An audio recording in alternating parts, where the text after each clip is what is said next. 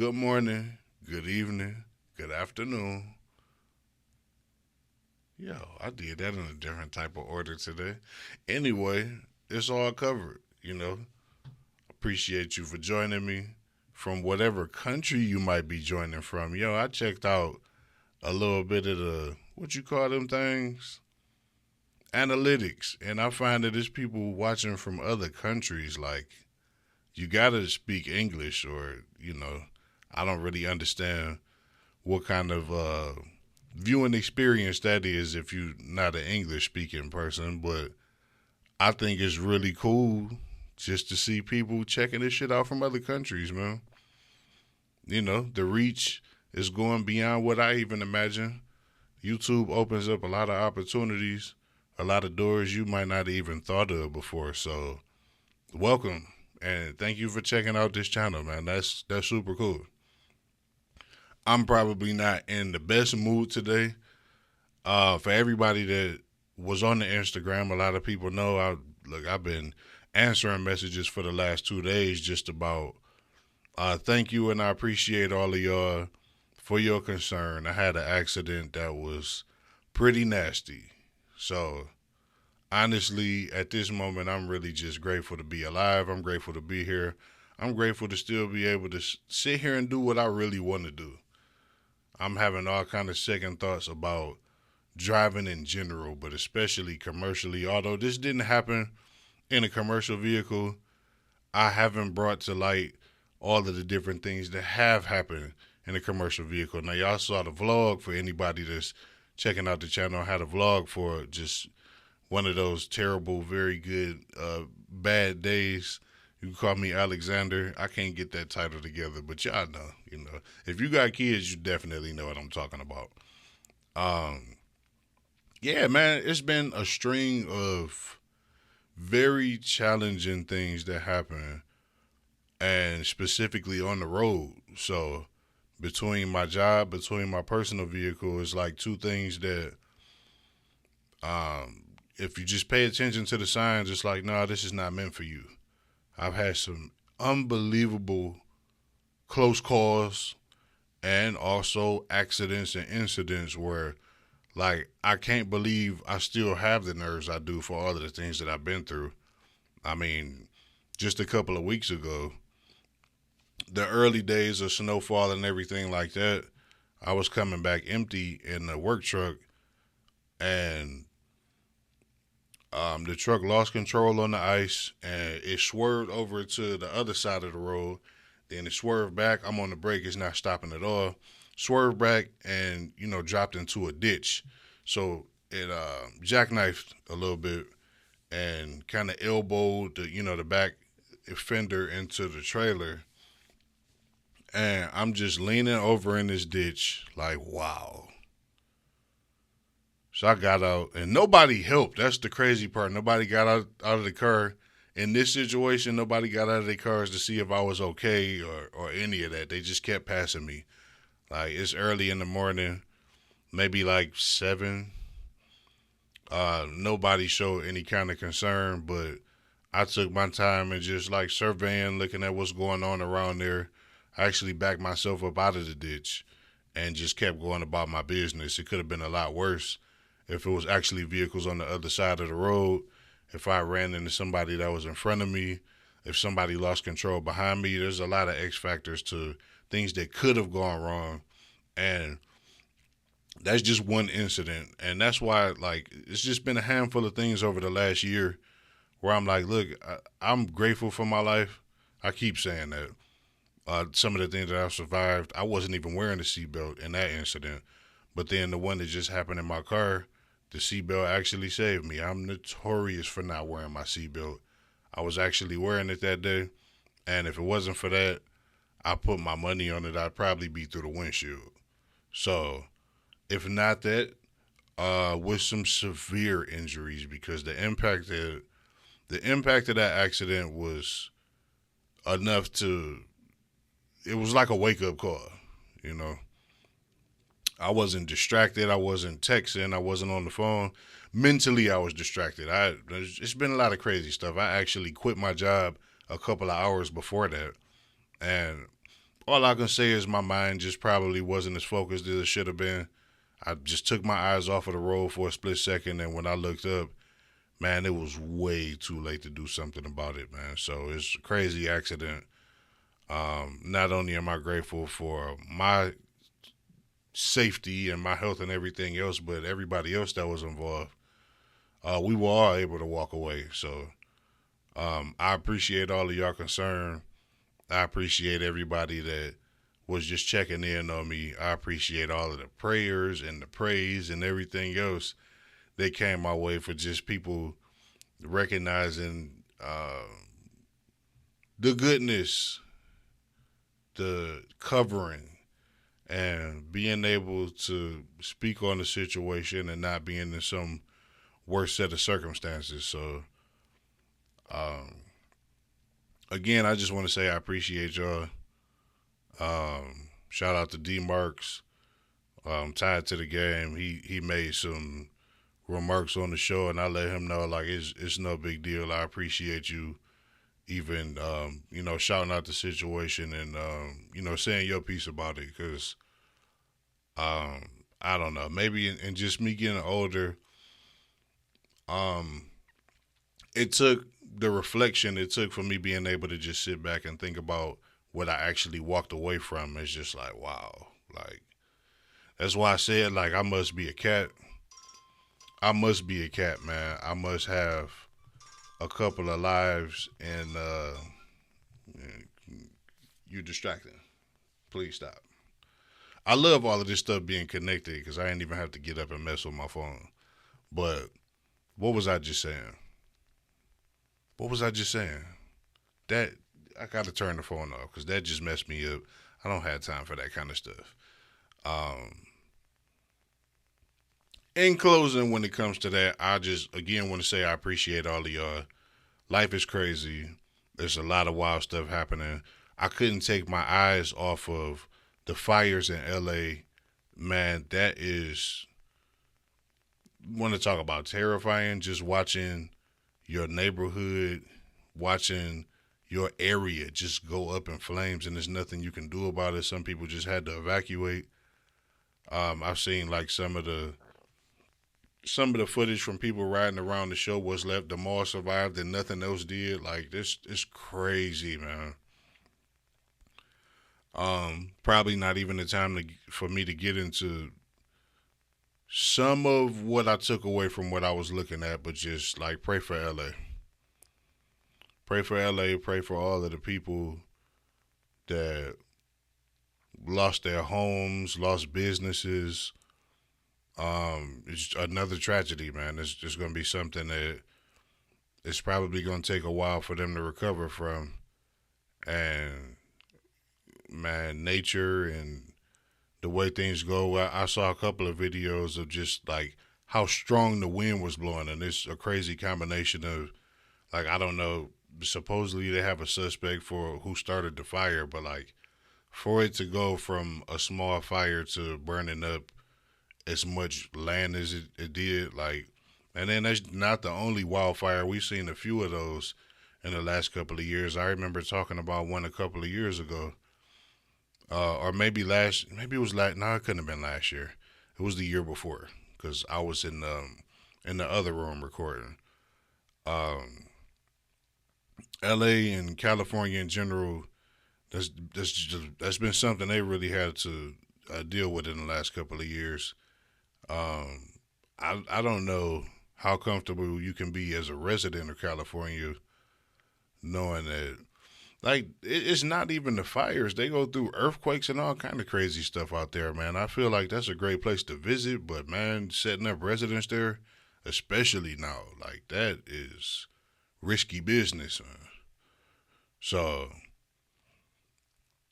Godspeed to all of y'all out there, man. I know the weather and the sights and everything is beautiful, but there's another side to it, and it's extremely unfortunate for everybody that's been affected by the wildfires.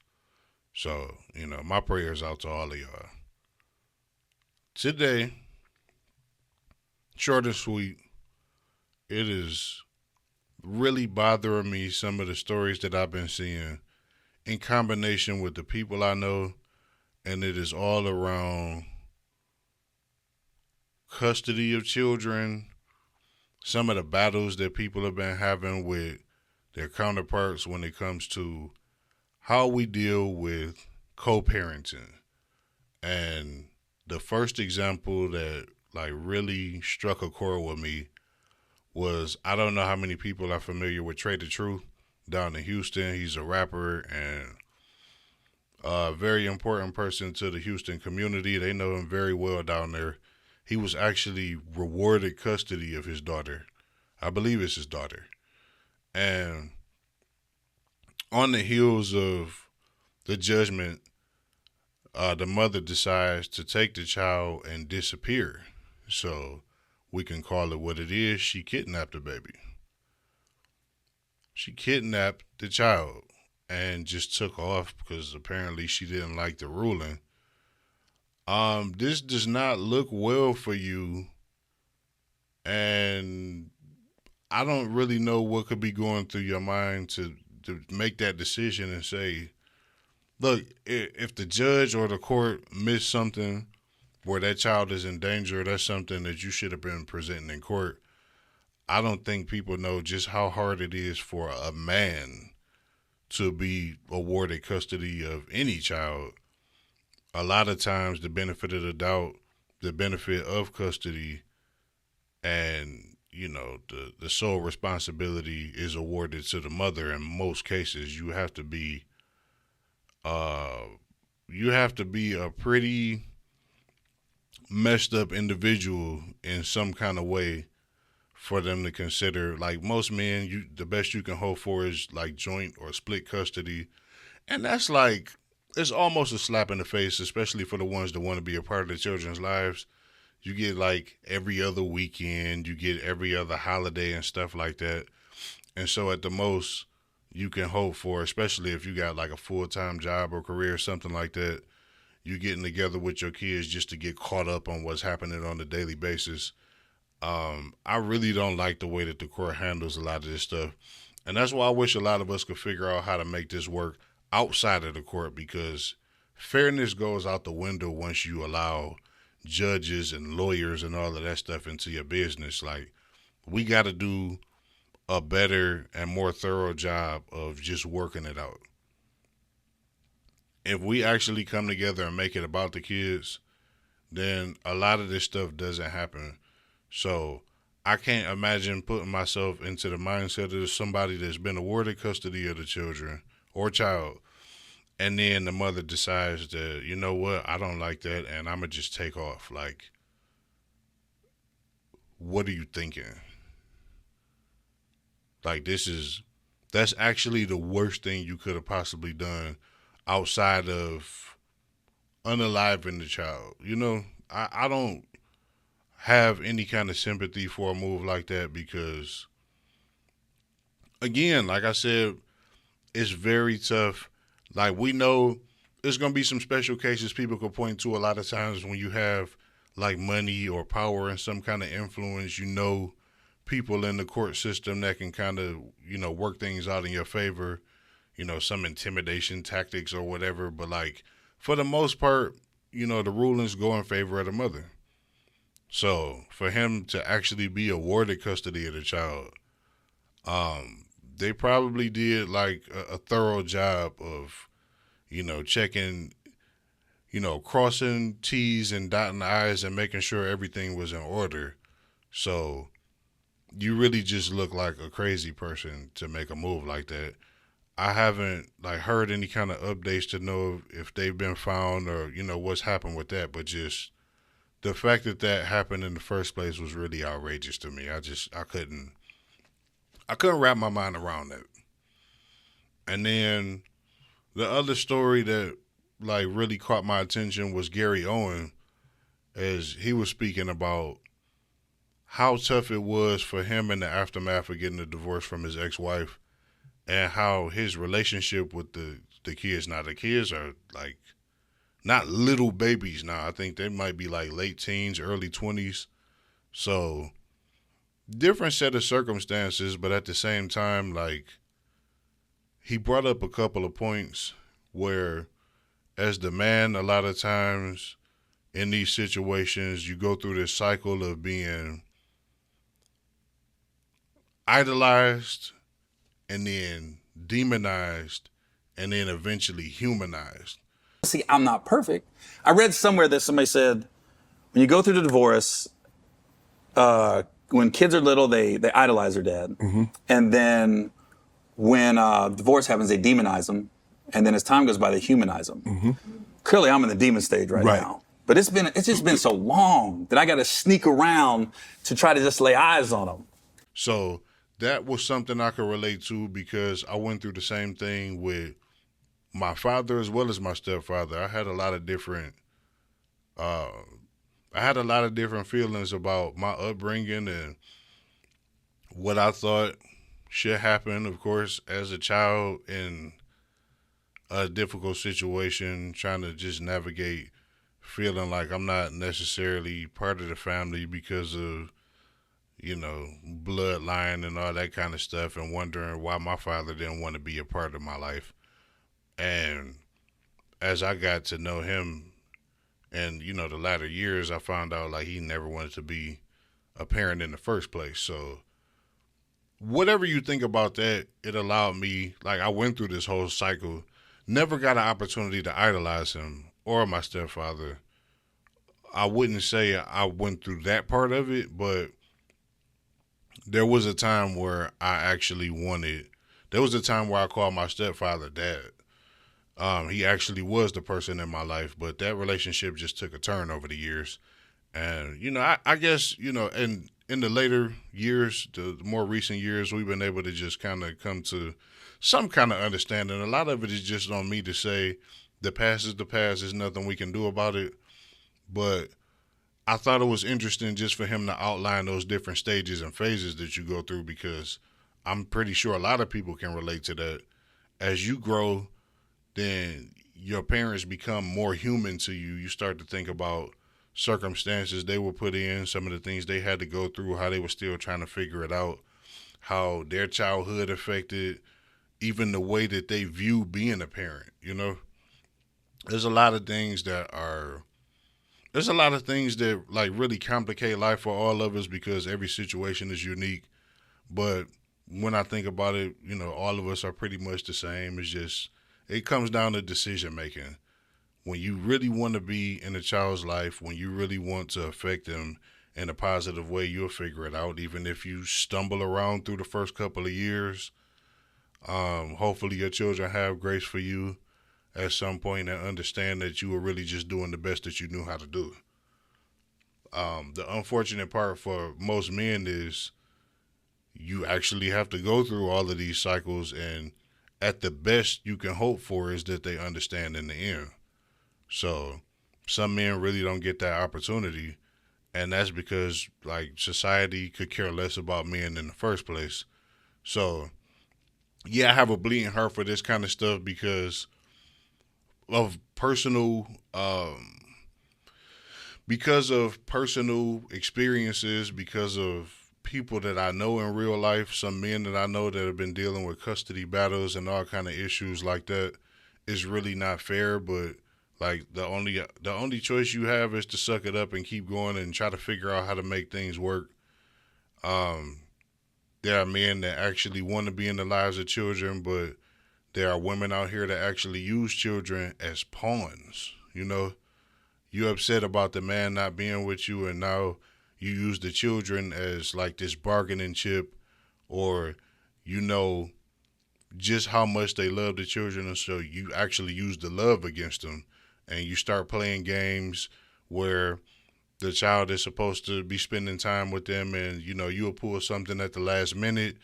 You're playing games with the children where they don't understand what's going on, and they're gonna have to get older just to see like who you really are as a person. In the meantime, it's a lot of fathers just holding out hope that their kids just know that they love them. Some women just want a paycheck. They would rather you just pay and stay away.